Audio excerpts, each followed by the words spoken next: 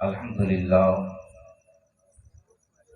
لله رب العالمين والعاقبة للمتقين والصلاة والسلام على سيد الأنبياء والمرسلين وعلى آله الطيبين الطاهرين ومن اتبعهم أجمعين، أما بعد، فأعوذ بالله من الشيطان الرجيم. بسم الله الرحمن الرحيم. قد جاءكم من الله نور وكتاب مبين. قال الله تبارك وتعالى في موضع آخر: أقيموا الصلاة وآتوا الزكاة. وقال الله تبارك وتعالى في موضع آخر: إنما الخمر والميسر والأنساب والأزلام رجس من عمل الشيطان. صدق الله المولانا العلي العظيم وصدق رسوله النبي الأمين الكريم، ونحن على ذلك لمن الشاهدين والشاكرين، والحمد لله رب العالمین. عرض و معروف سے قبل ہم سب مل کر اپنے آقا و مولا سیاد لامکا سرور خوبا رحمت للعالمین صلی اللہ علیہ وسلم کی بارگاہ عالیہ میں نذرانہ عقیدت پیش کریں اور پڑھیں: اللہم صلی علی سیدنا مولانا محمد وبارک وسلم صلاۃ و سلام علیک یا رسول اللہ یا حبیب اللہ صلی اللہ تعالی علیہ وسلم. بعد نماز عشاء سے لے کر اب تک نعت و منقبت کے اشعار بہترین آواز کے مالکوں سے آپ سنتے رہے، اور یقیناً بلا شبہ رسول کائنات صلی اللہ علیہ وسلم کی نعت سننی بھی چاہیے. سیدنا اعلیٰ حضرت رضی اللہ تعالی عنہ سے کسی بندے نے سوال کیا: حضور، اپنے سینے میں عشق رسالت کی آگ لگانا چاہتے ہیں، کیا کریں؟ اس نے وظیفہ پوچھا تھا. سیدنا اعلیٰ حضرت فرماتے ہیں دو چیز کیا کر. ایک کام تو یہ کہ کثرت کے ساتھ رحمت کائنات پر درود پڑھا کر.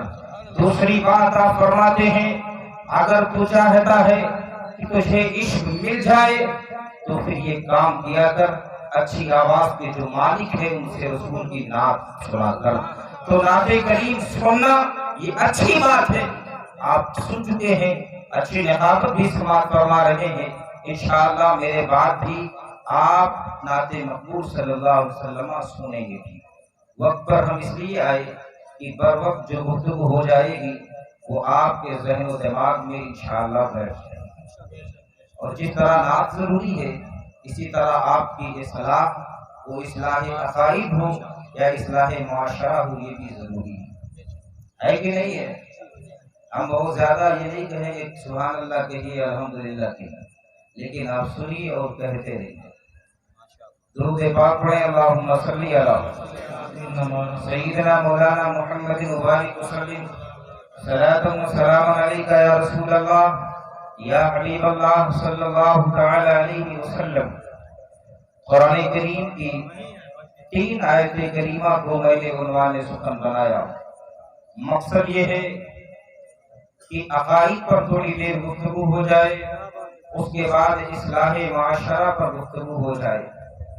عقائد بھی ضروری ہے اور عقائد اعمال سے زیادہ ضروری ہے، اس لیے کہ اگر اعمال میں کمی ہے تو بندے کی مغفرت ہو سکتی ہے، لیکن عقائد کی بنیاد پر انسان کافر بھی ہو جاتا ہے، انسان گمراہ بھی ہو جاتا ہے. اس لیے ہمیں چاہیے ہم سب سے پہلے عقیدہ مضبوط کریں، اس کے بعد اعمال مضبوط کریں. قرآن کریم کی جس آیت طیبہ کو عنوان سخن بنایا، اللہ عز و جل ارشاد فرماتا ہے: قد جاءکم من اللہ نور، یعنی تحقیق کی آ گیا آپ کے پاس ایک نور و کتاب مبین، اور ایک روشن کتاب. قرآن کریم میں تمام مفسرین قرآن فرماتے ہیں کہ یہاں کتاب سے مراد قرآن کریم ہے اور نور سے مراد رحمت کائنات صلی اللہ علیہ وسلم ہے.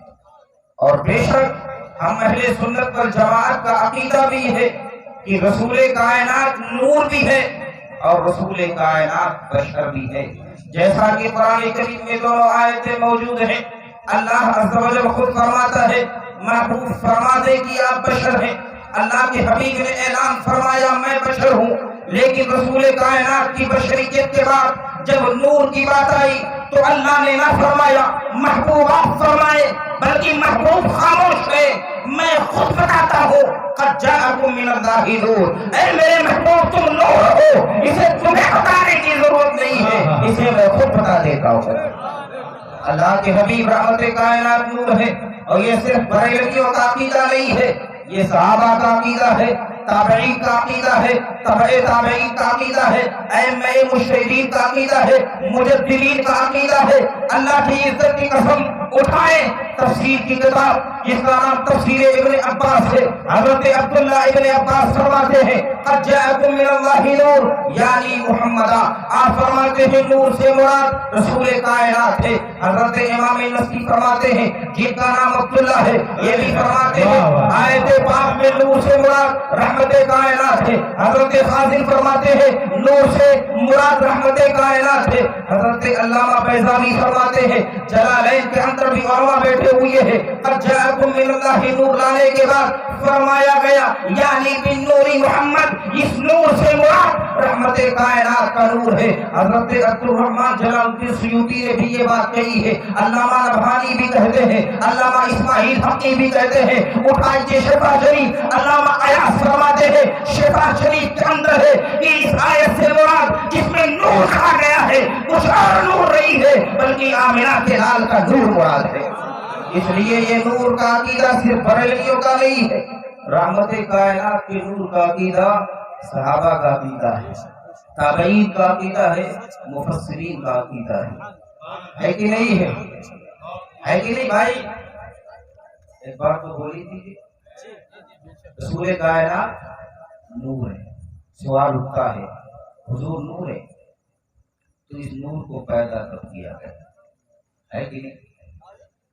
کیونکہ حضور جسم کے ساتھ سب سے آخر میں تشریف لائے، آدم سے لے کر عیسیٰ تک تمام آ گئے، اس کے بعد رسول کائنات خاکدار گیٹی پر تشریف فرما ہوئی۔ لیکن حضور جب نور تھے تو کہاں تھے؟ حضرت جابر نے حضرت ابو ہریرہ نے پوچھا تھا یا رسول اللہ متى وجبت لك النبوہ، اللہ کے حبیب نے فرمایا تھا کہ جب آدم مٹی اور ہوا کے درمیان تھے تب میں نور تھا، تب میں نبی تھا۔ آقا علیہ الصلوۃ والتسلیم کیسے نور ہے اور اس نور کو اللہ نے پیدا کر کیا تو کسی اور سے نہ پوچھا کرے۔ جب مسائل میں کوئی کمزور پہلو آئے تو کسی مولوی سے بھی نہ پوچھے، کسی مفتی کی بھی بات نہ مانے۔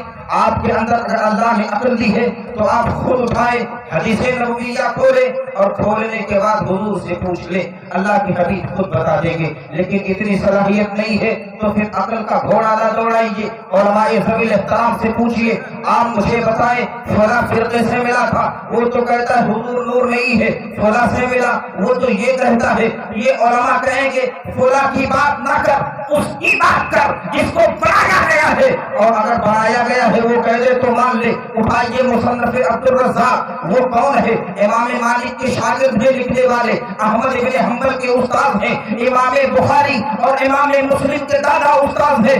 آپ فرماتے ہیں حدیث پاک نقل کرتے ہوئے کہ رسول کائنات کے صحابی حضرت جابر رضی اللہ تعالیٰ بارگاہ نبی میں حاضر ہوئے، یا رسول اللہ، اللہ تبارک و تعالیٰ نے تمام چیزوں سے پہلے کیا پیدا فرمایا ہے؟ اللہ کے حبیب فرماتے ہیں یا جابر ان اللہ تعالی قد خلق قبل الاشیاء نورا نبی کا من نوری فجعل ذلك النور يدور بالقدرة حيث شاء الله ولم يكن في ذلك الوقت لوح ولا قلب ولا جنة ولا نار ولا شمس ولا قمر ولا جريج ولا انسي۔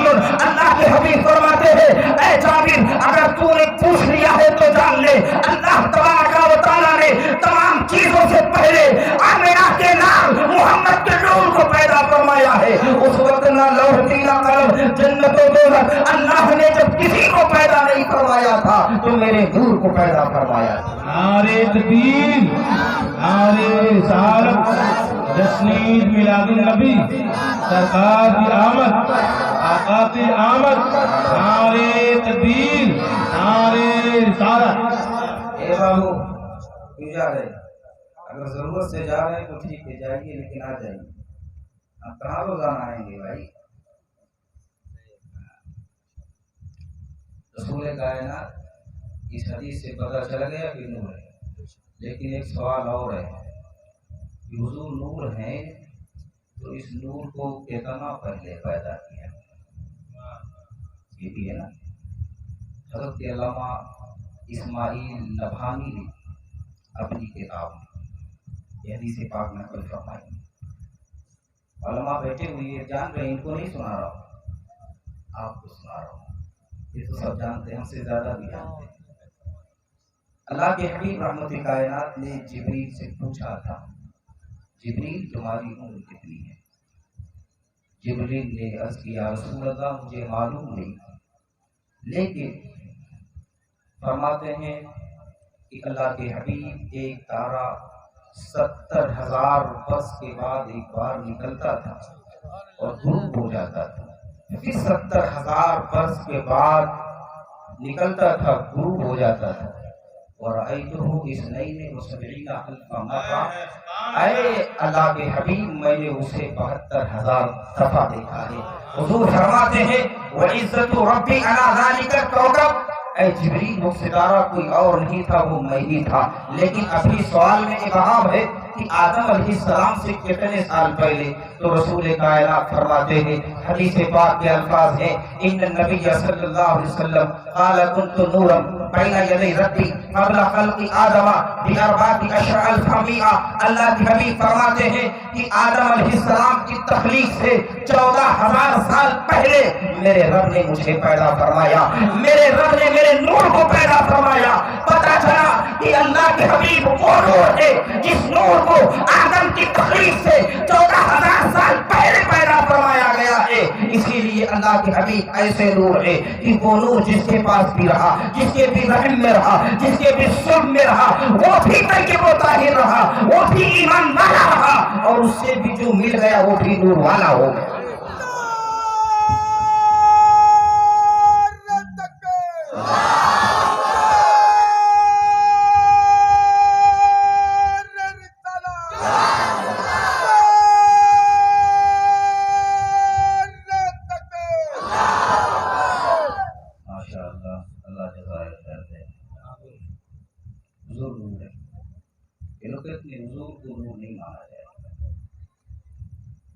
اللہ کے حبیب رحمت کائنات کے نور انکار کرنے کے ساتھ ساتھ اس چیز کا بھی انکار کر دیا گیا کہ حضور صلی اللہ علیہ وسلم کے والدین مومن نہیں۔ انہوں نے کہہ دیا کہ حضور کے والدین مومن نہیں، مومن ہونے کا انکار کیا۔ حالانکہ حضور خود فرماتے ہیں، اللہ کے حبیب سے ہم خود پوچھ لیتے ہیں کہ آپ کے والدین ہیں کیا؟ علامہ جلال الدین سیوطی نے اپنی کتاب میں وَتَقَلُّبُكَ فِي السَّاجِدِينَ کی تفسیر بیان فرمائی۔ آپ فرماتے ہیں من عابد الى عابد، من ساجد الى ساجد، اللہ کے حبیب کا نور ایک عابد کے ساتھ دوسرے عابد تک، ایک زاہد کے ساتھ دوسرے زاہد تک۔ اللہ کے حبیب خود فرماتے ہیں لم يزل اللہ ينقلنی من اسلام الطیبۃ وارحام الطاہرۃ حتی اخرجنی من بین ابویہ۔ اللہ کے حبیب فرماتے ہیں میرا نور یہ پاک رحموں سے پاک سلبوں کی جانب منتقل ہوتا رہا، یہاں تک کہ میں اپنی ماں آمنہ کے بدن پاک سے مکے میں مبعوث ہو گیا۔ اللہ کا حبیب خود فرماتا ہے میں نور ہوں۔ جب اللہ کے حبیب خود فرماتے ہیں تو ہمیں کسی اور کی بات نہیں سننی ہے، اس کی بات سننی ہے جس کے لیے ہمیں پیدا کیا گیا ہے۔ اگر وہ نہ ہوتا تو کچھ نہ ہوتا۔ اعلیٰ حضرت فرماتے ہیں جو وہ نہ تھے تو کچھ نہ تھا، وہ جو نہ ہو تو کچھ بھی نہ ہو۔ جان ہے وہ جہان کی، جان ہے تو جہان ہے، ہوتے کہاں خلیل و میرا کعبہ وہ میرا، لالاک والے صاحبی سب تیرے۔ آپ دیکھیں حضور کیسے نور ہے۔ مشکات کی حدیث پاک ہے، بارگاہ نبی میں جو صحابی حاضر ہیں، شام کا وقت ہے، عشاء کا کھانا حضور کے ساتھ کھایا، کھانے کے بعد پھر بات کرنے لگے۔ قرآن کریم کی جب آیت نازل نہیں ہوئی تھی، وہ آیت یہ ہے کہ تم حضور کے ہاں دیر رات تک بیٹھے نہ رہو۔ جب یہ آیت نازل نہیں ہوئی تھی تب صحابہ کا طریقہ یہ تھا کہ حضور رحمت کائنات کے بعد دیر رات تک بیٹھے رہتے۔ بیٹھنے کا مطلب حضور کے چہرے و دعا کا دیدار کرنا۔ زبان پاک سے حدیث کے الفاظ نکلتے تھے، جو نور کی موتیاں نکلتی تھی، اسے صحابہ لیتے تھے۔ حضور رحمت کائنات کے دونوں صحابی بیٹھے ہوئے ہیں، رات کافی ہو گئی، چلنے کا ارادہ فرمایا۔ حضور رحمت کائنات صلی اللہ علیہ وسلم نے فرمایا جا رہے ہو؟ کہا یا رسول اللہ جا رہا ہو، لیکن اجالے کا انتظام نہیں ہے، کوئی روشنی نہیں ہے۔ ایک صحابی کے پاس ایک چھڑی تھی، حضور رحمت کائنات نے فرمایا آگے کر۔ اس نے آگے کیا، صحابی نے، حضور نے دست نبوت لگا دیا، چھڑی روشن ہو گئی۔ اللہ کے حبیب نے چھڑی پر دست نبوت لگایا، روشن ہو گئی۔ صحابی جا رہے ہیں، مرقات شرح مشکات کے اندر واقعہ موجود ہے، فرماتے ہیں جب تھوڑی دور چلے گئے، اب ایک جگہ ہے کہ جہاں ایک صحابی کا گھر دوسری جانب ہے، ایک صحابی کا گھر دوسری جانب ہے، لاٹھی ایک ہے، اجالا کسی ایک کے ساتھ جائے گا۔ صحابی فرماتے ہیں میرے دماغ میں ایک بات آئی کہ کہیں ایسا نہ ہو کہ ہمارے پاس روشنی نہ ہو، اور یہاں تو بھائی ہو سکتا ہے کہ کوئی اذیت والی چیز ہو، ہمیں اذیت پہنچا دے، ہمیں تکلیف پہنچا دے۔ آپ فرماتے ہیں میں نے پھر دماغ لگایا اور ایک چھڑی لی، اس چھڑی سے مس کر دیا۔ راوی فرماتے ہیں اللہ کی عزت کی قسم، جب اس چھڑی سے میں نے چھڑی لگا دی تو میری بھی چھڑی روشن ہو گئی۔ یار میں نے پہلے ہی کہا تھا میرا کلام وہ نور ہے، اس نور سے جو ملا وہ بھی روشن ہوا، اور ان سے بھی ملا وہ بھی روشن ہوا۔ اس لیے حضور سے جو ملا اسے صحابی کہتے ہیں، صحابی سے جو ملا اسے تابعی کہتے ہیں۔ رحمت کائنات نے فرمایا تھا جس نے مجھے دیکھا اس پر جنت واجب ہے، اور جس نے اس کو دیکھا، جس نے مجھے دیکھا اس پر بھی جنت واجب ہے۔ نعرے تکبیر، نعرے رسالت، سرکار کی آمد، سرکار کی آمد، نعرے تکبیر، نعرے رسالت۔ رسول کائنات نور ہے۔ ایک صحابی جن کا نام مشاہد ہے، بارگاہ نبوی میں حاضر ہوئی، چہرے کا رنگ گلیٹ تھا، کالے تھے۔ بارگاہ نبوی میں حاضر ہوئے، یا رسول اللہ کے حبیب کالا ہو، کرم فرما دے کہ چہرہ منور ہو جائے۔ حضور فرماتے ہیں یہ اللہ کا دین ہے اور یہ میری شریعت ہے، اس میں کسی گورے کو کسی کالے پر، کسی کالے کو کسی گورے پر، کسی خاندان والے کو کسی خاندان پر کوئی فضیلت نہیں ہے، یہ میری شریعت ہے۔ اور یار اسلام کی تمام خوبصورتیوں میں سب سے بڑی جو خوبصورتی ہے وہ ذات و پاک سے پاک ہونا ہے، حسب و نسب کا ٹکرانا نہیں ہے۔ اللہ کے حبیب نے فرمایا اس میں میری شریعت میں اگر تو گورا ہے تب بھی کوئی مسئلہ نہیں ہے، کالا ہے تب بھی کوئی مسئلہ نہیں ہے، میری بارگاہ تو وہ بارگاہ ہے۔ زید ابن حارثہ آتا ہے اسے صف اول میں کھڑا کیا جاتا ہے، بلال آتا ہے اسے صف اول میں کھڑا کیا جاتا ہے۔ یہاں تک کی بات آتی ہے کہ ہم مرض میں مبتلا ہے، مصلے پہ جانے کی بات آئی، میں نے خاندان کی بات نہیں کی، میں نے اسے آگے کیا جو اللہ کے نزدیک بھی افضل و اعلیٰ ہے، میں نے صدیق کو آگے کیا۔ اگر چاہتا تو میں اپنے بیٹے یا اپنے بھائی کو آگے کر دیتا۔ بیٹے حضور کے حقیقی نہیں تھے لیکن محبوبے بیٹے بھی تو حضور کے تھے، بھائی حضور صلی اللہ علیہ وسلم کا کوئی نہیں تھا اس وقت، لیکن حضرت علی کو بھائی لگ رہے تھے، حضرت علی کو پیچھے رکھا گیا، مصلی امامت پر اس کو آگے کیا گیا، جس کے تعلق سے صحابہ خود فرماتے ہیں کہ اگر صحابہ میں کوئی افسر ہے تو ابو بکر صدیق ہے۔ آج تو بکواس کرنے والے ابو بکر صدیق کے تعلق سے بکواس کرتے ہیں، ایک موضوع نہیں ہے، ورنہ انشاءاللہ تعالیٰ اس موضوع پر گفتگو کر دیتا۔ آپ یاد رکھیں بہت سارے فتنے اور فرقے اس طرح ہیں جو سر اٹھائے ہوئے ہیں، صحابہ کو گالی دیتے ہیں۔ اگر صحابی رسول کو کوئی بندہ گالی دے رہا ہے اور اپنے آپ کو اگر ٹائٹل لگا کر یہ بھی کہتا ہے کہ میں سید ہوں، میں پٹھان ہوں، میں فلاں ہوں، میں یہ ہوں، اللہ کی عزت کی قسم وہ سب کچھ ہو سکتا ہے، سنی صحیح عقیدہ نہیں ہو سکتا ہے۔ ہمارا امام وہ ہے جو امام اہل سنت کی زبان سے کہے کہ اہل سنت کا ہے بیڑا پار، اصحاب حضور نجم ہے اور ناؤ ہے ادھر رسول اللہ کی۔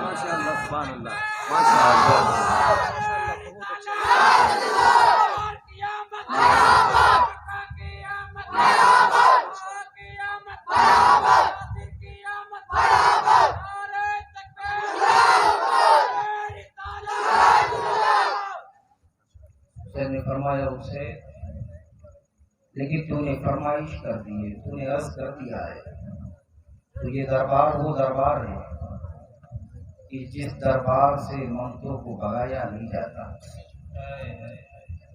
میرے کریم سے گر بولیے یاد ہے نا، سنی ہے، میرے کریم سے گر قطرہ کسی نے مانگا، دریا بہا دیے ہیں دور بے بہا دیے ہیں۔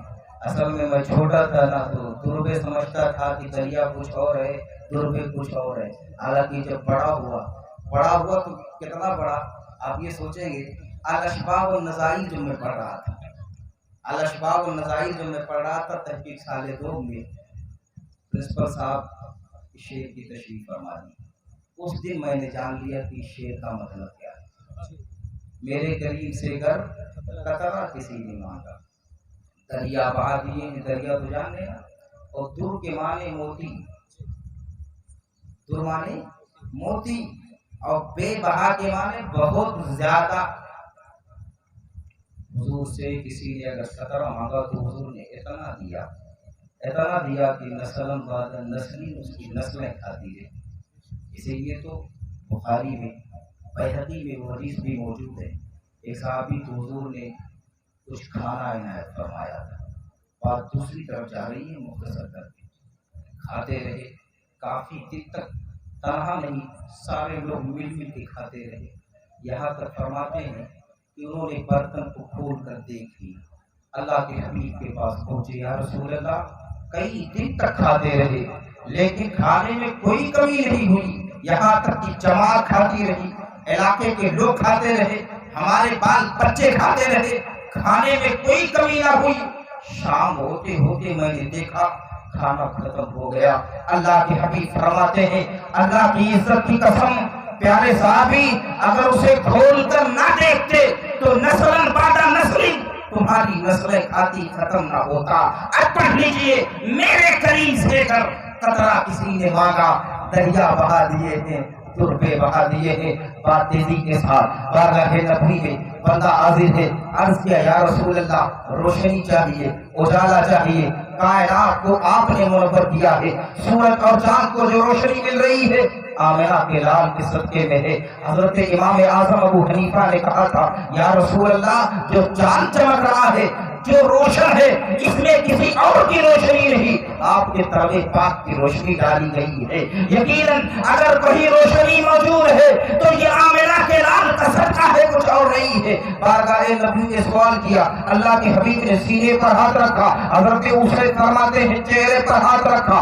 ہم اور آپ رات دن اگر ہاتھ پھیرتے رہے تو چہرہ کالا ہو جائے گا، لیکن یاد رکھے رحمت کائنات نے اس نور نے جب ہاتھ پھیرا، حضرت اسید فرماتے ہیں اللہ کی عزت کی قسم میرا چہرہ اس قدر منور ہوا کہ تاریک راتوں میں جب میں چلا کرتا تھا تو لوگ میرے اجالے میں چلا کرتے تھے، اور جب کسی تاریک مکان میں حاضر ہوتا تو مکان منور ہو جاتا تھا۔ یا رسول کائنات کیسے نور ہے؟ حضرت عائشہ سے پوچھتے ہیں، حضرت عائشہ فرماتی ہے کہ میری سوئی غائب ہوئی، رحمت کائنات اچانک آئے، اللہ کا پاک پیغمبر جب تشریف فرما ہوتا ہے حضرت عائشہ فرماتی ہے اچانک روشنی پھوٹتی ہے اور میری سوئی مل جاتی ہے. اللہ کے حبیب وہ نور ہے کہ وہ نور جن پاک رحم میں رہا، جن سن میں رہا، وہ جنتی ہے اور ان کے صدقے میں ہم بھی جنت میں جائیں گے. لوگ کہتے ہیں رحمت کائنات کے والدین کافر و مشرک تھے، معاذ اللہ. یہ لوگ نہیں. اٹھائیے فتاوی رشیدیہ، اس کے رائٹر کا نام رشید احمد گنگوہی. اس نے لکھا کہ حضور کے والدین، معاذ اللہ، کون؟ حضور کے والدین کافر و مشرک تھے، معاذ اللہ. حضور فرماتے ہیں کہ میرا نور، سمجھیے تھوڑا، جس کے بھی پاس رہا وہ پاک ہے.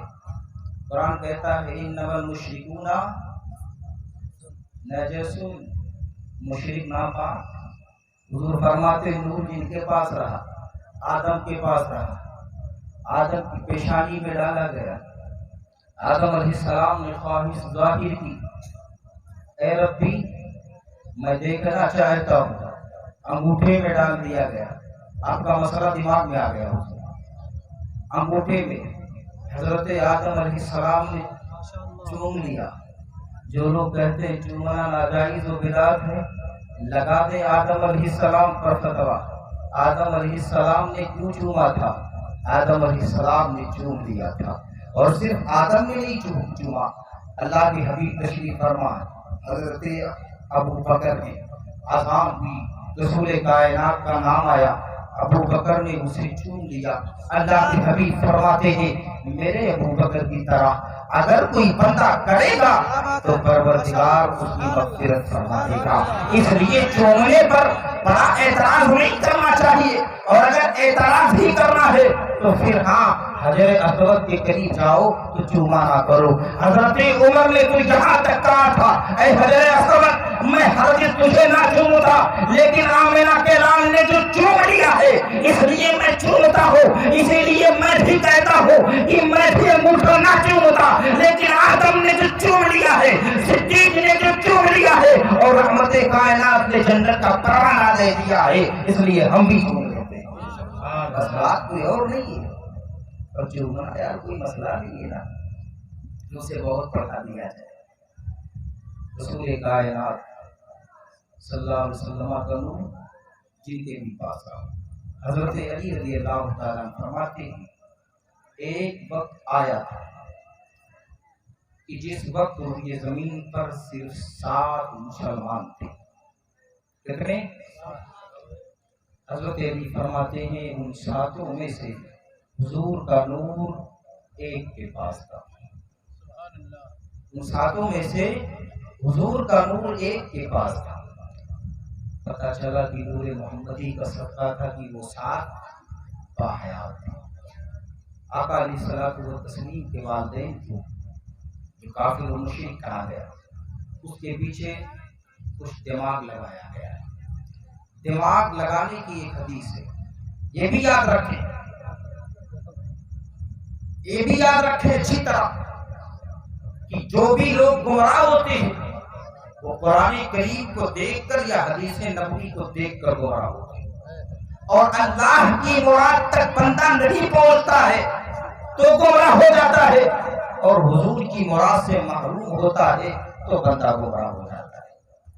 آپ کہیں گے کیسے؟ تو قرآن کہتا ہے کہ بعض لوگ اسی قرآن کو پڑھ کر ہدایت پائیں گے اور بعض لوگ اسی قرآن کو پڑھ کر گمراہ ہو جائیں گے. قرآن کریم میں آیت موجود ہے یضل بہ کثیرا ویہدی بہ کثیرا. اللہ کا قرآن کہتا ہے اسی قرآن کو پڑھ کر لوگ ہدایت پائیں گے. تو ہدایت وہ پائیں گے جو اللہ کی مراد کو پہنچ جائیں گے، ہدایت پا جائیں گے. اور مراد کو پہنچنے کے لیے میں آپ سے کہوں، آپ تیراکی بہت نارمل جانتے ہیں، مجھے دیکھیں گے تو تقریر ہو جائے گی. تیراکی آپ بہت نارمل جانتے ہیں یا تیراکی بہت اچھی طرح نہیں جانتے ہیں. کچھ بندے تیر ہی نہیں پاتے ہیں. اگر ان سے ہم کہیں کہ آپ جا کر سمندر کی تہ تک ایک بار پانی ناپ کر دیکھیں کہ پانی کتنا ہے، تو آدمی کون سا ناپے گا؟ جو غواص ہوگا وہ نا، جو غواص نہیں ہوگا وہ کیا ناپے گا؟ تیراکی کرنے والوں میں بھی جو مہارت تامہ رکھتا ہے، جو اس کی تہ تک پہنچ بھی سکتا ہے اور تہ سے نکل بھی سکتا ہے، وہ بندہ جان سکتا ہے۔ صرف ناظرہ پڑھنے والا اگر قرآن کی مراد کو، اللہ اس کے رسول کی مراد کو پہنچنے کی کوشش کرے گا تو جہنم میں پہنچ جائے گا۔ مراد کو پہنچنے کے لیے عبداللہ ابن عباس سے پوچھنا پڑے گا، مراد تک پہنچنے کے لیے راس المفسرین کی بارگاہ میں حاضری دینی پڑے گی، مراد تک پہنچنے کے لیے علامہ جلال الدین سیوطی کی کتاب پڑھنی ہوگی۔ اس لیے مراد تک وہ بندہ پہنچتا ہے جس کے اندر اللہ عز و جل صلاحیت کوٹ کوٹ کر اور اس کے رسالت بھر دیتا ہے، وہ مراد تک پہنچتا ہے۔ اس لیے ہما شما کا مسئلہ نہیں ہے، ہما شما اگر جائیں گے تو نائی کہیں اور چلی جائے گی، جانا کہیں اور ہوگا۔ اس لیے کوشش کریں کہ اہل علم سے مسئلہ پوچھا کریں۔ حضور رحمت کائنات کی ایک حدیث سے یہ گمراہ ہوئے اور رسول کائنات کے والدین کو کافر کہا۔ حدیث یہ ہے، حضرت علامہ جلال الدین سیوطی نے بھی اس حدیث کو بیان فرمایا ہے، لیکن ام المؤمنین حضرت عائشہ نے جو حدیث نقل فرمائی ہے وہ حدیث یہ ہے کہ اللہ کے حبیب رحمت کائنات صلی اللہ علیہ وسلم حجۃ الوداع کے موقع پر مجھے ساتھ لیتے ہیں۔ اللہ کے حبیب جب چل رہے ہیں، حضرت عائشہ فرماتی ہے کہ حضور رو رہے تھے، لیکن اللہ کے حبیب جب مقام ابوا سے واپس آئے تو اللہ کے حبیب ہنس رہے تھے۔ میں نے عرض کیا یا رسول اللہ فداک ابی و امی، اے اللہ کے حبیب آپ جب جا رہے تھے تو آپ رو رہے تھے، جب واپس ہو رہے ہیں تو آپ ہنس رہے ہیں، آخر مسئلہ کیا ہے؟ تو اللہ کے حبیب نے فرمایا اللہ عز و جل کی بارگاہ میں نے دعا کی تھی پروردگار میرے والدین کو زندہ فرما دے تاکہ میں مشرف اسلام کر دوں، یعنی ان کو صحابیت کے مرتبے پر فائز فرما دوں۔ اللہ عز و جل نے دعا کو قبول فرما لیا، اس لیے میں ہنس رہا ہوں اور میں والدین کو زندہ کرنے کے بعد آ رہا ہوں۔ یہ حدیث مکمل ہو رہی ہے، لیکن علامہ جلال الدین سیوطی نے القصائص الکبریٰ کے اندر اسی حدیث کو اس طرح نقل فرمایا ہے۔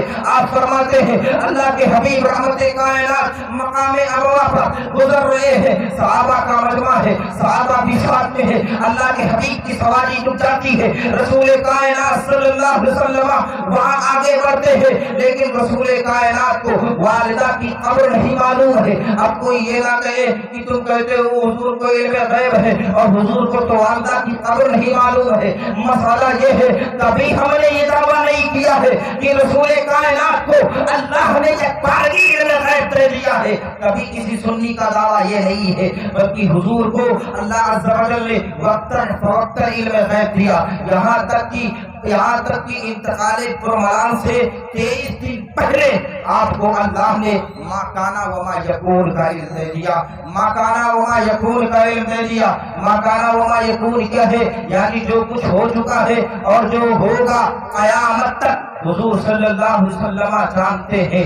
اللہ کے حبیب رحمت کائنات صلی اللہ علیہ وسلم ٹھہرے، حضرت جناب جبریل کو رب نے بھیجا، جبریل میرے محبوب کے پاس جائے، محبوب کے پاس پہنچے، رسول کائنات کا ہاتھ پکڑا، پکڑنے کے بعد والدہ کی قبر پر اللہ کے حبیب کو کھڑا کر دیا گیا، جبریل چلے گئے، اللہ کے حبیب نے پڑھنا شروع کیا، اللہ کے حبیب پڑھ رہے ہیں، ہم قبر پر پڑھیں تو ہمیں قبر کو جواب کہا جائے، اگر ہے دم تو چھاتی پر ہاتھ رکھ اور بول کہ اللہ کے حبیب نے شرک کیا ہے، اللہ کے حبیب بھی قبر کو جواب ہے، اس لیے ہم بھی قبر پر کھڑے ہوتے ہیں، حضور بھی قبر پر کھڑے ہوئے، ہم بھی دعا کرتے ہیں، حضور نے بھی قبر پر دعا کی ہے، لگا رسول کائنات پر فتوا۔ لیکن بات جب آئے گی تو یہ کہو گے کہ حضور نے تو وہاں اپنی والدہ کی قبر کی حاضری دی تھی، تو ہم بھی تو حاضری کر رہے ہیں، ہم کچھ اور نہیں کر رہے ہیں، جو حضور نے کیا ہے وہی ہم بھی کر رہے ہیں۔ رسول کائنات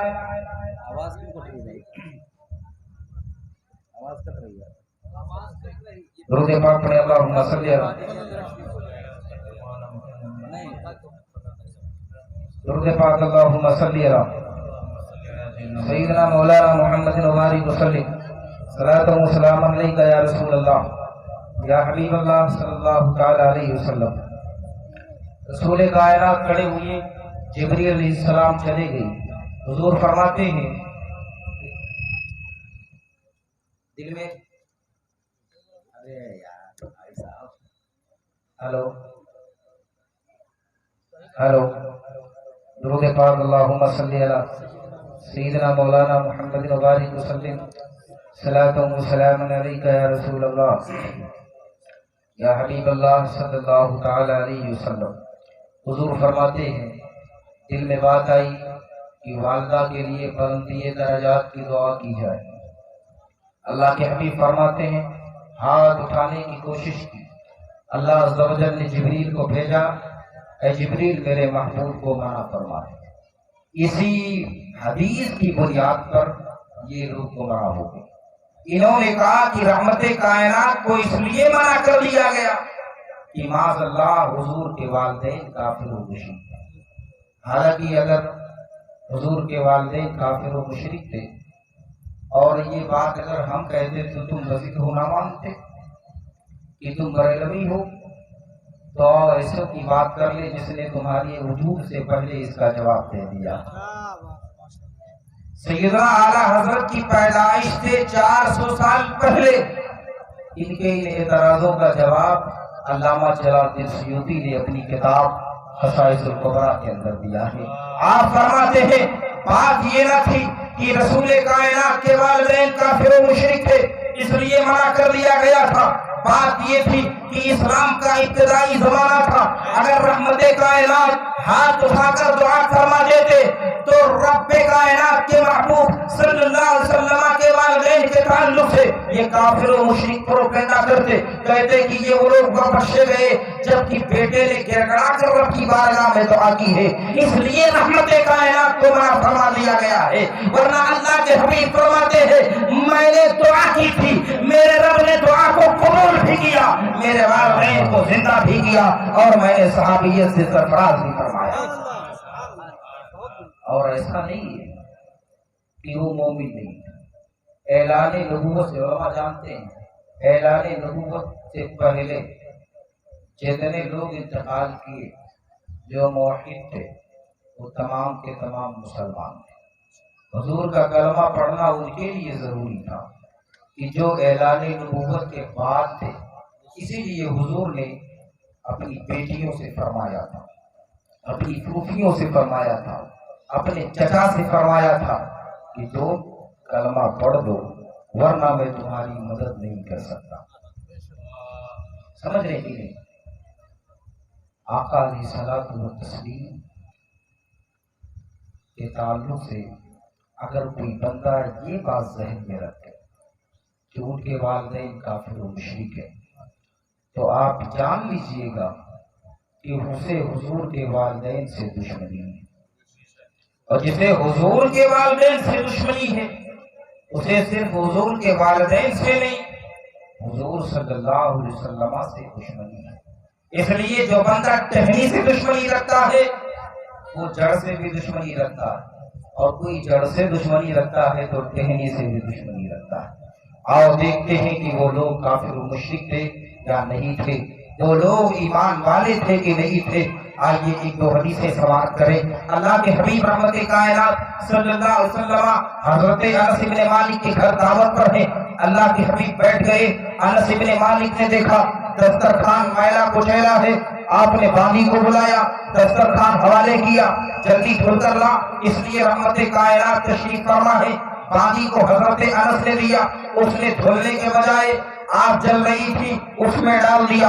اللہ کے حبیب جلوہ فکر ہے، حضرت انس کہتے ہیں نادان میں نے اس لیے دیا تھا کہ اسے جلدی سے دھل دے، رحمت کائنات کو کھانا کھلانا ہے، لیکن تو نے اسے دسترخوان کو جلا دیا۔ اس نے کہا نہیں میرے آقا میں نے جلایا نہیں ہے۔ دسترخوان نکالا، نکالنے کے بعد یہ چھڑک دیا، دیکھا صاف و شفاف ہے۔ حضرت انس بن مالک فرماتے ہیں کیا مسئلہ ہے میں نہیں سمجھ پا رہا ہوں۔ باندی نے جواب دیا حضور بات یہ ہے کہ رحمت کائنات ایک دن جلوہ فکر ہوئے تھے، اللہ کے حبیب آئے تھے، اللہ کے حبیب نے اسی پر کھانا کھایا تھا، کھانا کھانے کے بعد میں حضور نے اپنی انگلی اسی سے پوچھ لی تھی، اسی سے مس کر دیا تھا۔ میرا ایمان اور عقیدہ بول رہا ہے کہ اللہ کے حبیب رحمت کائنات نے جہاں انگلی لگا دی ہے وہاں آگ اثر نہیں کر سکتی ہے۔ جب اللہ کے حبیب ایک دسترخوان پر اپنی انگلی لگا دے تو पाक असर ना करे और हुजूर का नूर जिसके शिकम में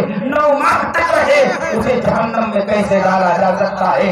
इसलिए याद रखे जो हुजूर के वालिदैन को काफिर और मुशरिक कहते हैं, यकीनन वो इंसान नहीं जानवर है। उन्होंने अपनी अक्ल जानवरों को दे लिया है। ये मैं नहीं कहता, मेरे इमाम फरमाते हैं, हुजूर ताज शरिया फरमाते हैं, अक्ल चौपाए को दे बैठे हकीम थानवी, मैं न कहता था कि सोहबत देव की अच्छी है।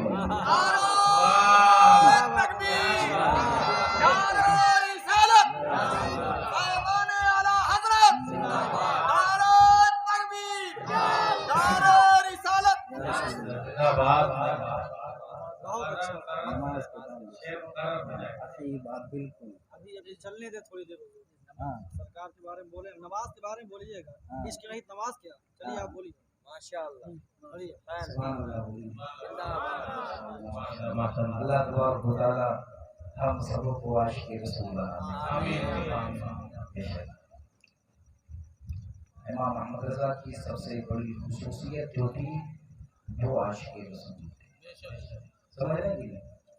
हम तो नमाज नहीं पढ़ते, लेकिन वो रसूल कायनात की छोटी सुन्नत को, यहाँ तक कि ज़ईफ़ सुन्नत को भी नहीं छोड़ते थे। बात बयान करूंगा, लेकिन बीच में ये बात आ गई तो बयान करूंगा। बिल्कुल जवान है सैयदना आला, बिल्कुल जवान है। जो लोग बरेली शरीफ गए हैं वो जानते हैं। कितने लोग बरेली शरीफ गए हैं? यही लोग गए, बस नहीं गए हैं तो चले जाए। यकीन जाने यहाँ जो हम बोल रहे हैं ना, वहीं से आ रहा है तभी बोल रहे हैं।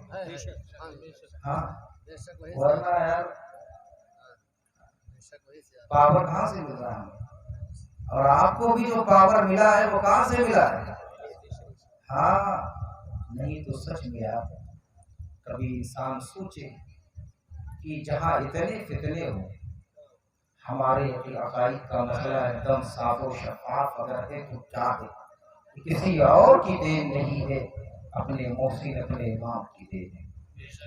बिल्कुल जवान है। हम नमाज नहीं पढ़ते, अपना इमाम एक छोटी सुन्नत को भी, कोई सुन्नत छोटी नहीं होती, लेकिन रावी के एतबार से, जिस तरह हदीस को ज़ईफ़ कहा जाता है, इसी तरह सुन्नत को भी ज़ईफ़ कहा जा सकता है, रिवायत की बुनियाद पर। सैयदना आला हज़रत रज़ियल्लाहु ताला अन्हु जहाँ हैं, आपका जो घर था सामने मस्जिद है। आज तो कोई थोड़ा सा भी बड़ा हो जाता है, वक्त पे नमाज नहीं पढ़ता। सैयदना आला हज़रत जमात भी तर्क नहीं फरमाते थे, जमात भी नहीं छोड़ते थे। लोगों ने देखा कि आप घर से बाहर निकले और 2 शख्स हैं, देखिए अफरा तफरी नहीं, वरना बात खत्म कर देंगे, फिर आप ना सुन लीजिएगा। बमुश्किल 20 मिनट बोलूंगा, बमुश्किल 20 मिनट, लेकिन दिलजमी के साथ सुनिए। बात समझ में नहीं आ रही तो बताइए, टॉपिक चेंज कर दें। आ रही? 2 शख्स हैं जिनके कंधों पर सैयदना आला हज़रत हाथ रखे हुए हैं और जवान है, बिल्कुल इस तरह चल रहे जिस तरह कोई बीमार चलता है। मस्जिद तक पहुंचे और जब मस्जिद पहुंच गए तो बाकायदा खड़े होकर रुकू और सजदे के साथ नमाज पढ़ा। मस्जिद के तमाम लोग, क्या मसला है? वहां से आए, बिल्कुल जो बंदा सवार होके आएगा वो बंदा रुकू और सजदा नहीं करेगा, वो तो बैठकर नमाज पढ़ेगा, कुर्सी पर नमाज पढ़ेगा। क्या मसला है? नमाज के बाद भीड़ लगी। हुजूर बताए कि अभी देखा कि घर से आप कंधे पर सवार होकर आए तो लोग आपको सहारा दिए हुए थे, लेकिन जब मस्जिद में पहुंचे तो खड़े होकर नमाज पढ़े, जिस तरह हर रोज पढ़ते थे उसी तरह पढ़े। तो अल्लाह अकबर, इश्क़े रिसालत देखें यार, सबसे बड़ी बात जो और कमाल की बात है इमाम के अंदर, वो इश्क़े रिसालत है। आप पढ़े हदाई के बख्शिश, अल्लाह की इज्जत की कसम, मेरे इमाम ने मदीना तो मदीना है, मदीने के तो दीवार और उसकी ज़फ़रात की जो शान बयान की है, مجھے دور دور تک وہ شاعر نہیں دکھتا ہے کہ اس نے بیان کیا ہے. اور برجستہ میں نے کئی تقریروں میں یہ بات کہی ہے کہ لوگوں کے یہ کلام کسی کا ہٹ ہوتا ہے, کسی کا مسئلہ ہٹ ہوتا ہے, کسی کا مصرع ہٹ ہوتا ہے, لیکن میرا امام وہ ہے جس کا ہر شعر ہٹ ہے. اس لیے علامہ جامی نے کہا تھا بلغ العلا فی کمالہ کشف الدجا فی جمالہ حضرت جمیع و خزالہ.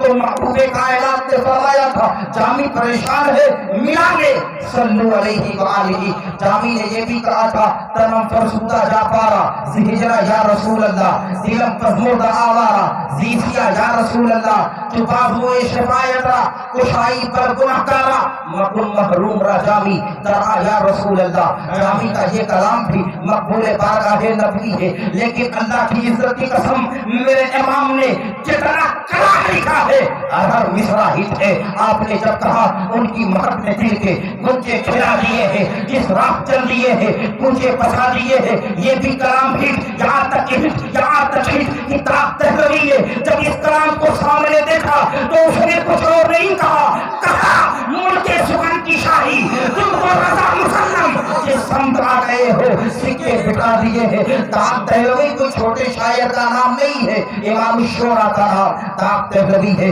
تاق دہلوی وہ ہے کہ امام حسن یعنی آپ کے جو بھائی ہے حسن رضا جب نعت لکھتے تھے تو اپنے بیٹوں کے ہاتھ بھیج دیا کرتے تھے جاؤ تاق دہلوی سے اصلاح کرا لو. وہ بندہ جب امام کی شاعری دیکھتا ہے تو یار قربان ہو جاتا ہے. میرے امام نے مدینے کے ذرات کی جو تعریف کی ہے, یقین رکھے کہ آپ کے دور میں آج نہیں 300 سال پیچھے بھی جائیں گے مجھے کوئی بندہ نہیں مل رہا ہے کہ وہ امام احمد رضا خان کے مقابل میں رسول کائنات کی تعریف کی ہو. امام احمد رضا فرماتے ہیں صحیح کہہ لو تب بولی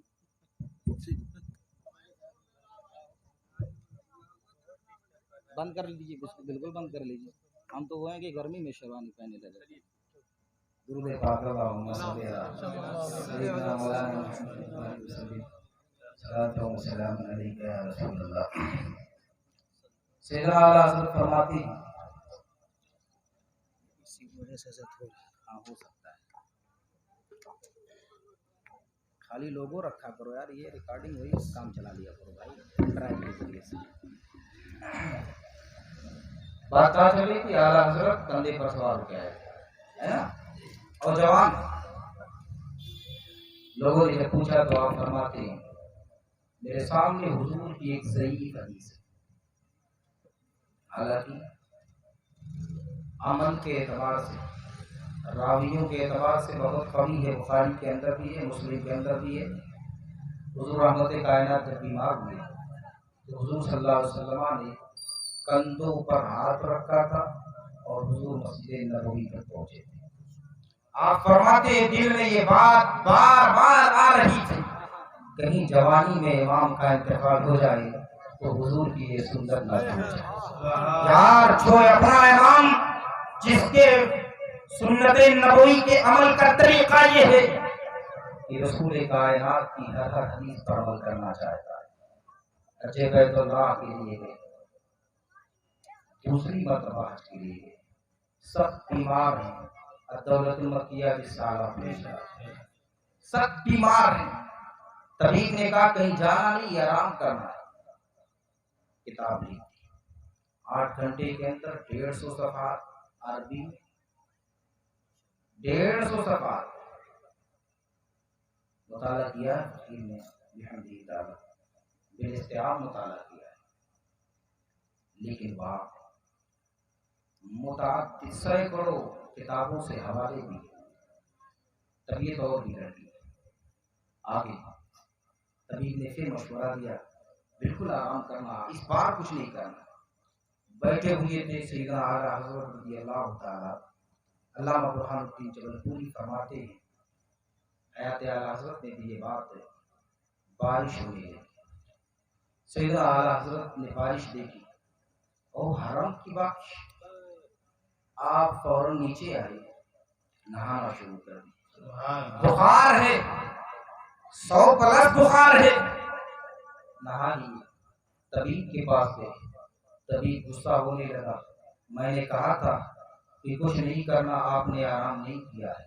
نہیں آرام تو کیا لیکن بارش ہو رہی تھی نہانے لگا. کہا نہیں نہانا چاہیے. کا مسئلہ یہ ہے کہ الاذکار کے اندر حضور کی ایک ضعیف حدیث موجود ہے کہ اللہ کے حبیب فرماتے ہیں جب حرم کے اندر بارش ہوتی ہے تو ایسا لگتا ہے اگر کوئی بندہ نہائے تو اس پہ رحمت و انوار کی تجلی اترتی ہے. اس لیے مدینے میں یا حرم میں میں رہوں اور بارش ہو جائے یہ میری بدقسمتی ہے کہ میں نہ نہاؤں. اگرچہ بیمار تھا لیکن دل شرفا ہے محمد رسول اللہ کی غلامی میں، اس لیے امام نے نہا لیا ہے. جس امام کو ہم امام کہتے ہیں اس کی سنت پر عمل کرنے کا یہ مسئلہ ہے. آپ دیکھیں ہم تو نماز پہ نماز چھوڑ رہے ہیں اور اپنے آپ کو بریلوی کہہ رہے ہیں. نماز نہ چھوڑا. ہم کیا کہہ رہے تھے؟ حضور صلی اللہ علیہ وسلم کے والدین مومن. حضور سے ایک حدیث بس. اللہ کے حبیب رحمت کائنات اپنے صحابہ کے ساتھ ہیں. حضور چل رہے تھے تھکے ہوئے. سستانے کے لیے اللہ کے حبیب نے ایک یہودیہ عورت کے مکان پر ٹیک لگا دیا. جملے کو غور کیجیے گا. حضور رحمت کائنات کے صحابہ فرماتے ہیں کہ میں نے دیکھا کہ وہ خاتون ہے جو رسول کائنات کو گالی دیتی تھی اور اللہ کے حبیب نے اس کی دیوار سے ٹیک لگایا. صحابی کہتے ہیں میرے دل میں یہ بات آئی کہ ابھی یہ باہر نکلے گی رسول کائنات کو دیکھے گی کہ دیوار سے ٹیک لگائے ہیں حضور کو گالی دے گی. اللہ اکبر. صحابی فرماتے ہیں اتنے میں وہ عورت نکل بھی گئی. اب ہم نے اپنے چال کو زیادہ تیز کر لیا کہ حضور کے پاس چلے اور کہے یا رسول اللہ جس خاتون کی دیوار سے آپ ٹیک لگائے ہوئے ہیں وہ خاتون آ رہی ہے، کہیں ایسا نہ ہو کہ آپ کو گالی دے دے. اللہ اکبر. صحابی فرماتے ہیں میں نے دیکھا کہ رسول کائنات کے قریب آ گئی. صحابی فرماتے ہیں میں ڈرا ہوا تھا لیکن جب قریب آئی تو قدم پاک کے قریب ہونے لگی. اللہ کے حبیب نے فرمایا کیا مسئلہ ہے؟ کہا کچھ نہیں بس مجھے کلمہ پڑھا دے. اللہ کے حبیب نے کلمہ پڑھایا. صحابہ فرماتے ہیں جب خاتون چلی گئی تو میں نے کہا یا رسول اللہ یہ تو یہودی عورت ہے، کل تک آپ کو گالی دے رہی تھی لیکن اچانک اس نے آپ کا کلمہ کیسے پڑھ لیا؟ تو آمنہ کے نام کا جواب سنیں. اللہ کے حبیب فرماتے ہیں اے میرے صحابہ یہ کل تک یہودیہ تھی لیکن اس کی دیوار پر جب میں نے ٹیک لگایا تو رب کی رحمت کو یہ گوارا ہوا کہ رب کا محبوب جس کی دیوار سے ٹیک لگا لے اس کو جہنم میں ڈالا جائے. کیا مجھے بتائے اگر اللہ کے حبیب نے ایک سیکنڈ 2 منٹ کے لیے دیوار سے ٹیک لگا دیا ہے تو رسول کائنات نے جس کی دیوار سے ٹیک لگایا ہے اس پر جہنم حرام ہے. اللہ کے حبیب جس کے شکم میں 9 ماہ تک رہے ہو اور جو رسول کائنات جس کی گود میں کھیلے ہو جس نے اپنے پستان سے پاکیزہ اور معطر دودھ پلایا ہو اسے جہنم میں کیسے جلایا جا سکتا ہے؟ اس لیے اللہ کے حبیب بیماری کے جنت ہے اور ان کے والدین بھی جنتی ہیں. آگے بات کریں. بات بڑی لمبی ہے. یہ فیضان اعلیٰ حضرت ہے. 5-6 گھنٹے کی بات کمپلیٹ نہیں ہونے والی ہے. اس لیے ہمارے سرفراز بھائی نے فرمایا کہ حضرت اصلاح عقائد کے ساتھ اصلاح معاشرہ کی بات کی. اس میں تو آپ لوگ بالکل کنفرم ہے نا کہ ہمارا عقیدہ بڑا پیارا ہے. ہمارا عقیدہ صحیح ہے تو ہمارے اعمال بھی صحیح ہونے چاہیے. بہت دیر میں ابھی وقت کہیں نہیں گیا ہے. توبہ کا دروازہ کھلا ہوا ہے. ہمیں بھی بفضل ہی تعالیٰ بھی موت واقع نہیں ہوئی ہے اور اللہ کا فضل ہے کہ حضور کی غلامی کا پٹا ہماری گردنوں میں ہے. بس یہ ہے کہ شیطان نے ہمیں ورگلا دیا ہے. لیکن شیطان نے ہمیں ورگلا دیا ہے ہم رحمان کی محافظت میں ہیں. کمال کر سکتے ہیں نماز پڑھا کر. قرآن کریم کی جس آیت کو میں نے بالکل ابتدا میں پڑھی تھی اللہ نے خود فرمایا کہ نماز قائم کرو. کیا فرمایا؟ نماز قائم کرو. آپ کو نماز قائم کرنے کی ضرورت ہے. نماز نہ پڑھنے کی بنیاد پر ہم پر اعتراضات ہوتے رہتے کہ سنی صرف میلاد کرتے سنی صرف فاتحہ کرتے نہیں، ہم صرف فاتحہ نہیں کرتے، ہم فاتحہ بھی کرتے ہیں، نماز بھی کرتے ہیں۔ ہم صرف میلاد نہیں کرتے ہیں، ہم میلاد بھی کرتے ہیں اور نماز بھی پڑھتے ہیں۔ یاد رکھیں، جس دن یہ کام ہم کرنے لگیں گے انشاءاللہ کسی کے پاس جانے کی ضرورت نہیں ہوگی کہ اسے ہم دین کی دعوت دیں۔ وہ میرا چہرہ دیکھے گا، آپ کے کردار و عمل کو دیکھے گا، خود بخود مشرف کا اسلام ہو جائے گا۔ اس لیے اپنے کردار اور اپنے کریکٹر کو چینج کرنے کی ضرورت ہے۔ رسول کائنات کی غلامی کا پٹا گردن میں ڈالنے کی ضرورت ہے۔ نماز جو بندہ چھوڑ دیتا ہے اس کے لیے ہلاکت ہی ہلاکت ہے۔ سب سے اہم بات یہ ہے کہ اللہ عز و جل اس کے رزق میں تنگی پیدا فرما دیتا ہے، اللہ عز و جل اس کے حسن و جمال کو ختم کر دیتا ہے، اللہ عز و جل اسے غربت میں مبتلا فرما دیتا ہے، اللہ عز و جل اس کے اوپر قبر تک فرما دیتا ہے۔ قیامت کے روز وہ انسان پریشان بھی ہوگا۔ آپ نے بھی علماء سے سنا ہوگا کہ روز محشر کی جان گداز قوت اولی کوشش نماز قوت، میدان محشر میں سب سے پہلے نماز کے بارے میں پوچھا جائے گا۔ اس لیے مسلمانوں ہمیں بھی چاہیے کہ ہم نماز پڑھیں۔ افسوس کی بات ہے کہ 60 سالہ زندگی لے کر انسان بیٹھا ہوا ہے، لیکن اگر پوچھا جائے کہ کبھی آپ کو یاد ہے کہ فجر سے لے کر عشاء تک آپ نے نماز پڑھ لی ہے، تو بندہ کہے گا نہیں میں نے پڑھی ہی نہیں ہے، بس میں جمعہ نماز پڑھ لیتا ہوں، ایونٹ کی نماز پڑھ لیتا ہوں۔ یار رسول کائنات فرماتے ہیں قرۃ عینی بالصلاۃ، یہ نماز میری آنکھوں کی ٹھنڈک ہے۔ ہم کہتے ہیں کہ یا رسول اللہ یہ روپیہ پیسہ کیا چیز ہے، ہم جان کی بازی لگا دیں گے۔ جس نبی کے تعلق سے ہم میلاد میں نعرے لگاتے ہیں یا رسول اللہ گھر بار الٹا دیں گے، جان قربان کر دیں گے، وہ محبوب کہہ رہا ہے کہ نماز میری آنکھوں کی ٹھنڈک ہے، ہم نماز نہیں پڑھتے ہیں۔ یار گھر سے چل کر مسجد کرنا چاہتے ہو تو کیسے تم جان دے سکتے ہو؟ اس لیے پتا چلا کہ یہ زبانی جمع خرچ کرنا ہے، یہ زبان سے نعرے لگانا ہے، دل تو کسی اور طرف مائل ہے۔ جس دن ہم نمازی ہو گئے یاد رکھے یہ تمام لوگ جو ہمارے نشانے پر ہیں یا ہم جن کے نشانے پر ہیں سارے معاملات ختم ہو جائیں گے اور رسول کائنات کے ہم سچے غلام ہو جائیں گے۔ پھر ہمارے لیے فتح کا پرچم ہوگا، ہمارے لیے فتح کے قلعے ہوں گے۔ اس لیے نمازوں کی پابندی کر لیا کرے۔ نماز کے چھوڑنے پر اللہ نے قرآن و حدیث میں بڑی وعیدیں بیان فرمائی ہے۔ اللہ عز و جل خود فرماتا ہے، قرآن کریم میں قیہ کا لفظ موجود ہے، قرآن کریم میں ویل کا لفظ موجود ہے۔ بڑی تیزی کے ساتھ بیان کروں، یہ دونوں جہنم کی وادی ہے، ان وادیوں کا تعلق یہ ہے، ان وادیوں کا مسئلہ یہ ہے کہ ان میں اگر پہاڑ بھی ڈال دیا جائے تو اللہ ہو کر پہاڑ بھی چکنا چور ہو جائے اور پہاڑ بھی مثل مو ہو جائے۔ اس میں کس کو ڈالا جائے گا؟ بے نمازیوں کو ڈالا جائے گا۔ فویل للمصلین الذین هم عن صلاتهم ساہون، اس کی تفسیر میں بعض بزرگان نے اسلام نے یہ بھی کہا ہے، آپ فرماتے ہیں کہ انسان اگر نماز بھی پڑھتا ہے نماز میں سستی کرے گا تب بھی اسے جہنم میں ڈالا جائے گا۔ ایک بزرگ ہے جن کی بہن کا انتقال ہوا، آپ فرماتے ہیں کہ بہن کے تجہیز و تکفین کے بعد گھر آ گیا، بات دماغ میں آئی کہ میرے پاس ایک تھیلی تھی جو تھیلی گر گئی ہے۔ بزرگ فرماتے ہیں کہ پھر میں قبر کی طرف گیا اور جانے کے بعد قبر کو مشاہدہ کیا، میں نے دیکھا کہ عذاب کے فرشتے میری بہن کو عذاب دے رہے ہیں۔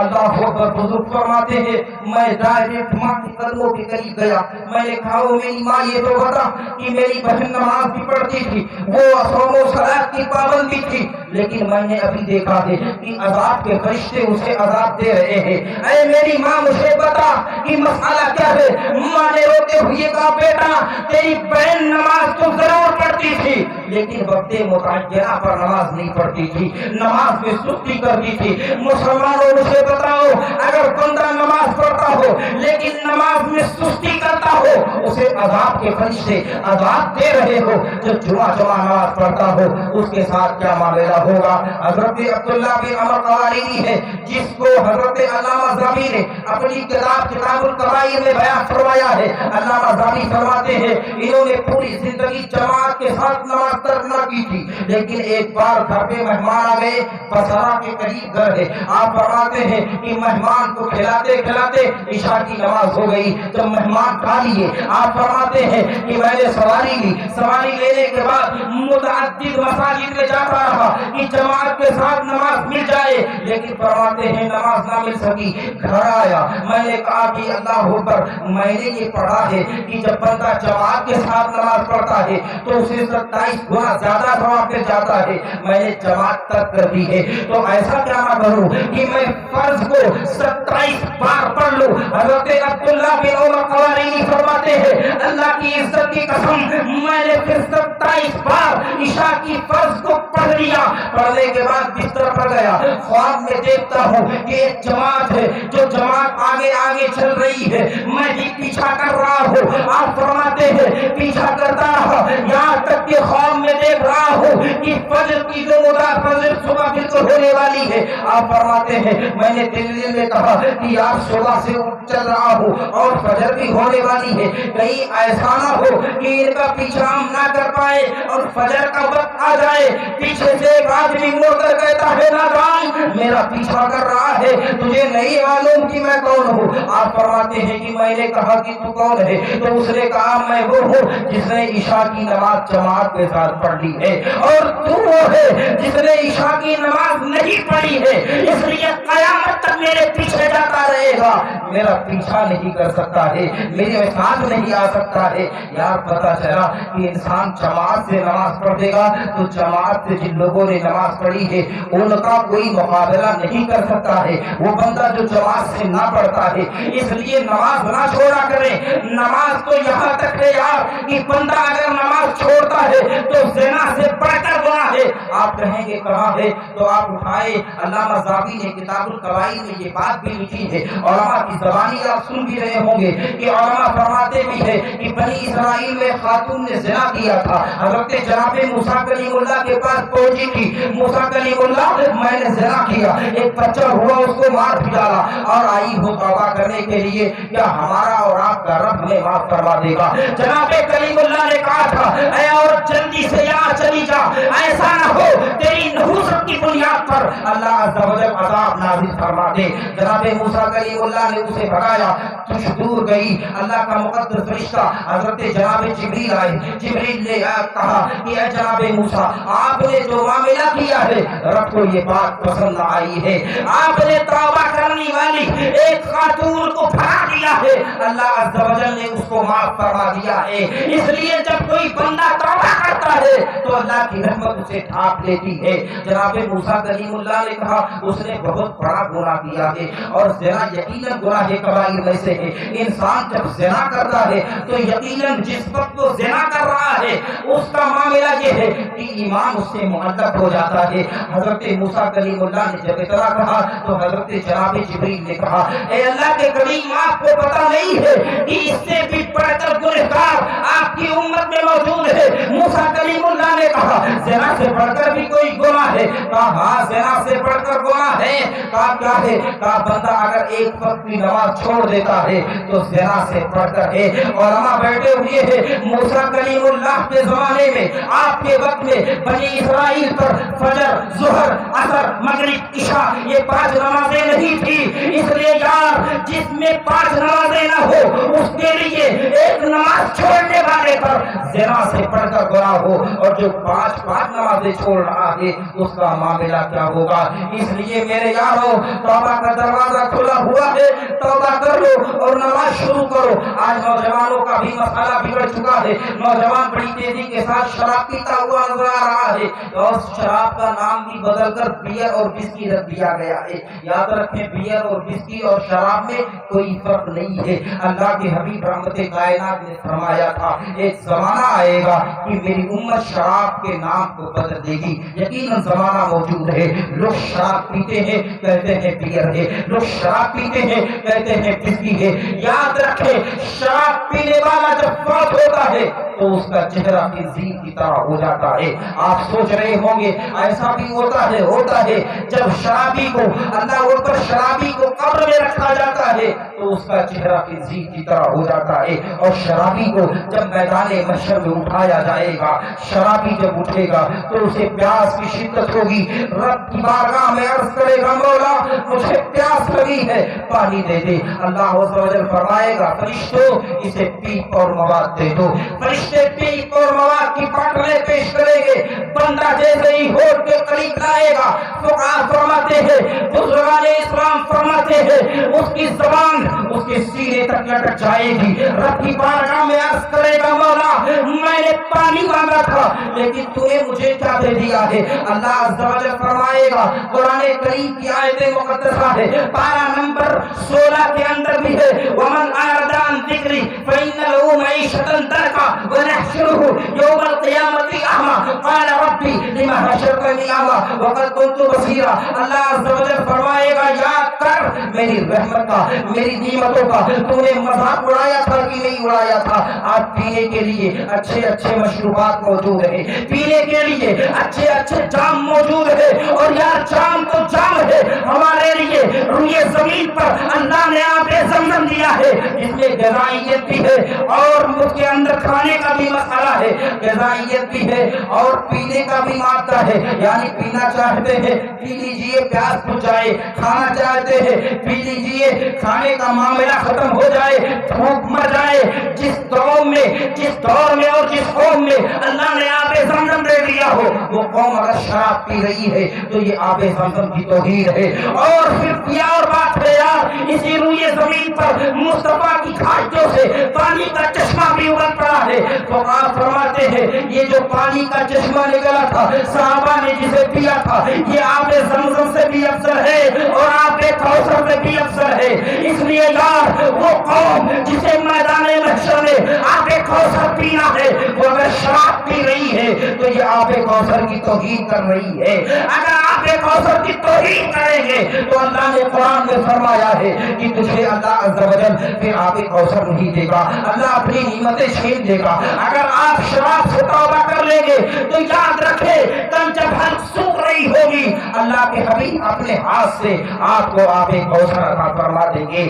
اس لیے نوجوانوں شراب نہ پیا کرو۔ حضرت امام حسن بصری رضی اللہ تعالیٰ عنہ کا زمانہ ہے، امام حسن رضی اللہ تعالیٰ عنہ کے زمانے میں اب بہت ساری باتیں ہو سکتی ہیں لیکن وقت کی قلت ہے، کافی وقت بھی ہے، اس لیے اگر توبہ بندہ کر لیتا ہے تو پھر اس کا معاملہ کیا ہوتا ہے، توبہ کے بعد اللہ تبارک و تعالیٰ بندے کو معاف فرما دیتا ہے، صرف معاف نہیں فرماتا ہے بلکہ درجات کو بھی بلند فرما دیتا ہے۔ حضرت امام حسن بصری کا زمانہ ہے، آپ فرماتے ہیں کہ بصرہ کے قریب ایک بندہ ہے جو بندہ مجوسی ہے، مجوسی کسے کہتے ہیں؟ آگ پرست کو بولتے ہیں، آگ پرست کو کیا بولتے ہیں؟ مجوسی بولتے ہیں۔ آپ فرماتے ہیں کہ مجوسی کے تعلق سے آپ نے سنا کہ مجوسی بالکل آخری وقت پر ہے، بالکل ایک دم اس کی جان جانے والی ہے۔ آپ نے مجوسی کے پاس جا کر دیکھا کہ اس کے سامنے آگ جل رہی ہے، مجوسی آگ کے قریب ہے لیکن دم نکلنے کا مسئلہ نہیں بن پا رہا ہے، یعنی نہ تو دنیا میں ہے نہ تو آخرت میں ہے، نہ تو ادھر ہے نہ تو ادھر ہے، زندگی اور موت کے درمیان ہچکولے کھا رہا ہے۔ حضرت امام حسن بصری فرماتے ہیں جب پہنچا میں تو میں نے کہا نادان موت اور زندگی کے درمیان ہے، پھر بھی مجوسیت غالب ہے، پھر بھی آگ کی پوجا کر رہا ہے کہ وہ آگ ہے جو آگ تمہیں یہاں بھی جھلسا رہی ہے اور وہاں بھی جھلسائے گی۔ یاد رکھیے اگر تیرا معبود ہے آگ کو معبود مان رہا ہے تو پھر یاد رکھ یہ تیرا جو معبود ہے یہ مجھے جلا دے گی لیکن تمہیں نہیں جلائے گی۔ وہ کہتا یہ کیسے، آپ کی فطرت ہی ہے جلا دینا، یہ کیسے ہو سکتا ہے؟ تو اللہ پر علماء حضرت امام حسن بصری نے ایک بات کہی تھی کہ اگر مجھے آگ نہ جلائے تو تم کیا مان لو گے؟ اس نے کہا اگر آپ کو آگ نہ جلائے تو میں مان لوں گا کہ تیرا جو معبود ہے وہی برحق ہے۔ حضرت امام حسن بصری رضی اللہ تعالیٰ عنہ نے اپنے ہاتھ کو اسی آگ میں پھیرا اور منٹوں तक उसी में फेरते रहे। उसने देखा, उसने कहा ये बात तो सही है कि आपका परवरदिगार सही है, लेकिन एक बात हमें बताए, इस वक्त अगर मैं कलमा तैयबा पढ़कर अगर इस्लाम कबूल कर लूं, क्या तुम्हारा परवरदिगार हमें जहन्नम में नहीं डालेगा, मुझे आग में नहीं झुलसाएगा? हजरत इमाम हसन बसरी कहते हैं नहीं नहीं, मेरा परवरदिगार तुम्हें माफ फरमा देगा। उसने कहा एक शर्त है, वो शर्त अगर मंजूर करे तो कलमा पढ़ूं, अगर मंजूर नहीं है तो कलमा ना पढ़ूं। हजरत इमाम हसन बसरी कहते ठीक है, बता क्या शर्त है? उसने कहा शर्त ये है, एक कागज पर लिख दे कि आपका परवरदिगार हमें माफ फरमा देगा। इमाम हसन बसरी ने कलम उठाया, लिख दिया, अल्लाह की जात से उम्मीद है, कलमा पढ़, मेरा परवरदिगार तुझे माफ फरमा देगा। कहा इमाम हसन बसरी कलमा तो पढ़ रहा हो, लेकिन एक शर्त ये भी है, जब मेरा इंतकाल हो जाए तो कब्र मेरे लिए आप तैयार कराए, कब्र में आप मुझे रखें, और ये जो है मेरा शजरा, ये जो आपने पर्ची लिखी है, ये पर्ची मेरे सीने पर रख दे। अल्लाह अकबर। हजरत इमाम हसन बसरी फरमाते हैं वो बंदा कलमा तैयबा पढ़कर मुशर्रफ इस्लाम भी हो गया, इंतकाल कुर्बान भी हुआ। आप फरमाते हैं तजहीद व तकफीन का वक्त भी आया, मैंने वो मामलात भी रखिए, पर्चा भी उसके सीने पर रख दिया, मिट्टी डाल दी गई, घर वापस आया, ईशा की नमाज पढ़ता हूँ। आप फरमाते हैं ईशा की नमाज के बाद मैंने सोचना शुरू किया कि तुझे तेरे बारे में खबर नहीं है कि तू बख्शा जाएगा या नहीं बख्शा जाएगा, तूने ठेका कैसे ले लिया, तूने कैसे कह दिया? आज तो बड़े बड़े पीर हैं जो ठेके पर ठेके ले रहे हैं, ना जाने कौन सा ठेका है यार, ये कोई और ठेका तो नहीं है कि जहाँ लोग कतार लगाए होते हैं, लोग कहते नमाज ना पढ़ो हम आपको बख्शवा लेंगे। याद रखें इनकी भी कुटाई होगी और इनकी जो पैरवी करेंगे उनकी भी कुटाई होगी। नमाज का इनकार करने वाला बंदा काफिर है, और काफिर कोई पीर नहीं हो सकता है। अल्लाह वालों ने नमाजें पढ़ी है, अल्लाह वालों ने ज़कात दिए हैं, अल्लाह वालों ने दुनिया की जिंदगी को बिल्कुल गर्क कर दिया है। अल्लाह अज़्ज़ा व जल के हुजूर अपने आप को जो बयान किया है वो ये है कि ऐ दिल ये सुलगना क्या, चलना है तो चल भी उठ। ये मामलात उनके होते थे, ऐ इश्क तेरे सदके चलने से छुटे सकते, जो आग बुझा देगी वो आग लगाई है, वो इश्क रसालत की आग लगा लेते थे। इमाम हसन बसरी कहते हैं फिर मैं सोचने लगा, आंखों से आंसुओं का सैलाब है, यहाँ तक कि तहज्जुद की नमाज भी पढ़ लेता हूँ। इमाम हसन बसरी फरमाते हैं फिर मैंने देखा ख्वाब में आंख लग गई, वो बंदा जन्नत की महल में, जन्नत के बागात में टहल रहा है। मैंने कहा ओ मजूसी ये तो बता कि मेरे परवरदिगार ने तुझे माफ कर दिया? उसने कहा ओ इमाम हसन बसरी जो पर्चा आपने सीने पर रखा था आपके रब ने मुझे माफ करवा दिया है। नौजवानों हम आपसे कहना चाहते हैं, एक मजूसी जो अपनी पूरी जिंदगी आपकी परस्तिश में गुजार रहा है, जब तौबा कर लेता है तो हमारा और आपका परवरदिगार उसे माफ फरमा देता है। अगर हम गुनाहों से तौबा करें तो हम तो मुसलमान घर में पैदा हुए हैं, हमने तो नमाजें भी पढ़ी है, हमने हुजूर की गुलामी का पट्टा गर्दन में भी डाल लिया है। अगर हम नमाज पढ़े तो यकीन हमारा परवरदिगार नमाज को कबूल फरमाएगा, हम तौबा करें तो हमारा परवरदिगार तौबा को भी कबूल फरमाएगा। बड़ी तेजी के साथ हजरत मूसा अलैहिस्सलाम का जमाना है, एक बंदा तौबा करता है तोड़ देता है, तौबा करता है तोड़ देता है। अल्लाह ने फरिश्ते को भेजा, मूसा बुलाओ और कहो आज के बाद अगर ये कोई तौबा करेगा तो इसकी तौबा को ढूंढना होगी। मूसा कलीमुल्लाह ने बुलाया, बुलाने के बाद कहा ऐ नादान आज के बाद तू तौबा करेगा, गुनाह के बाद मेरा परवरदिगार माफ नहीं फरमाएगा। उसने कहा ठीक है। वो मस्तान बाहर निकला, जंगल की जानिब जा रहा है, आसमान की तरफ देख रहा है। ऐ परवरदिगार क्या तेरी रहमत इतनी छोटी है कि मुझ जैसे गुनाहगार भी बख्श में नहीं जाएंगे? ऐ परवरदिगार क्या तू रहीम नहीं है, क्या तू करीम नहीं है? वो बंदा यही कह रहा है, लेकिन यहाँ से नहीं कह रहा है, यहाँ से कह रहा है। आवाज आती है मूसा कलीमुल्लाह के पास, मूसा उसको बुलाओ और बुलाने के बाद कह दो कि अगर उसके गुनाह जमीन और आसमान को भी तोड़ कर देंगे तो उसका परवरदिगार उसे भी माफ फरमा देगा। मुसलमानों हम यही तो बताना चाहते हैं, गुनाह कितने भी हो, हमारे गुनाह पहाड़ों से जायद भी हो, ہم رب کے حضور اگر جھک جائیں، اللہ کے حضور توبہ کرے تو ہمارا اور آپ کا پروردگار توبہ کو پسند فرماتا ہے۔ یا ایھا الذین آمنوا توبوا الی اللہ توبۃ نصوحا، اللہ فرماتا ہے بندہ وہ توبہ کرے جس توبہ کے بعد گناہ کی جانب موڑ کر نہ دیکھے۔ حضور فرماتے ہیں اس طرح کا توبہ اگر بندہ کرتا ہے تو پھر اس کا مسئلہ کچھ اور نہیں، یہ ہے التائب من الذنب کمن لا ذنب لہ، گناہوں سے توبہ کرنے والا ایسا پاک ہوتا ہے، ایسا پاک ہوتا ہے جیسا کہ اس نے گناہ ہی نہ کیا۔ تقریر مکمل۔ ایک بات کسی نے ذہن میں ڈالی تھی، لفظ سرکار، ہم لوگ نعرے لگاتے ہیں نا، سرکار کی آمد مرحبا۔ حضور صلی اللہ علیہ وسلم کے لیے سرکار کا لفظ بولنا تعظیم کے لیے، اس کے لیے ہے جس طرح ہم کسی کو آپ بولتے ہیں، حضور بولتے ہیں، اسی طرح رسول کائنات صلی اللہ علیہ وسلم کو سرکار بولا جاتا ہے۔ سرکار کے بہت سارے معنی ہیں، جن معنوں میں سے کوئی ایک بھی معنی کسی حقارت کی جانب نہیں ہے، اور تمام فقہا فرماتے ہیں جس لفظ کے دو معنی ہوں، ایک معنی اچھائی کا ہو، ایک معنی برائی کا ہو، تو حضور کے لیے نہیں بولا جائے۔ جیسا کملی، کملی کا ایک تصغیر ہے، تصغیر کا معنی ہوتا ہے بہت ہی چھوٹا یا بہت ہی اچھا، تصغیر میں دونوں چیزیں ہیں، تو حضور تاج الشریعہ نے کملی کہنے پر منع فرمایا۔ اس لیے کملی کیا ہے؟ کمبل سے، کملی کیا تصغیر ہے، اور تصغیر میں دونوں پہلو پائے جاتے ہیں، تو پتہ چلا کہ جن لفظ میں تعظیم اور ادب ہے اور اس کا کوئی پہلو کسی اور جانب نہیں ہے، وہ حضور صلی اللہ علیہ وسلم کے لیے بولا جائے گا۔ جیسا کہ سرکار یہ فارسی زبان کا لفظ ہے، اس کا فارسی زبان کا، سرکار کا معنی سلطنت بھی ہے، سرکار کا معنی بادشاہت بھی ہے، سرکار کا معنی سلطان بھی ہے، سرکار کا معنی بادشاہ بھی ہے، سرکار کا معنی پالن ہار بھی ہے، حضور پالن ہار بھی ہے، حضور سلطان بھی ہے، حضور بادشاہ بھی ہے، اور حضور وہ بادشاہ ہے جس کی بادشاہی اول سے آخر تک ہے، بعد قیامت بھی ہے۔ اس لیے حضور کے لیے سرکار، بہت ساری باتیں ہیں، اس کے بہت سارے جواب بھی ہیں، لیکن بس مختصر کر کے کسی کے ذہن میں اگر کوئی سوال ہے تو وہ پوچھ سکتا ہے، فقیر اپنے علم کے مطابق استطاعت اور ایبلٹی کے حساب سے جواب دے گا۔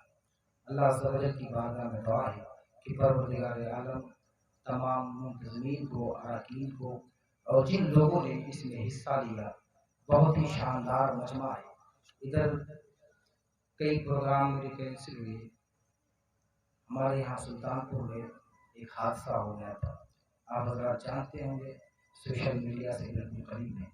دعا فرمائی کہ پروردگار عالم مسلمانان اہل سنت کی حفاظت فرمائے۔ یا رسول اللہ، میری یاد والی نسل تیرے عشق ہی میں مچلے، انہیں نیک تم بنانا، مدنی مدینے والے، وما توفیق الا باللہ۔ السلام علیکم ورحمۃ اللہ۔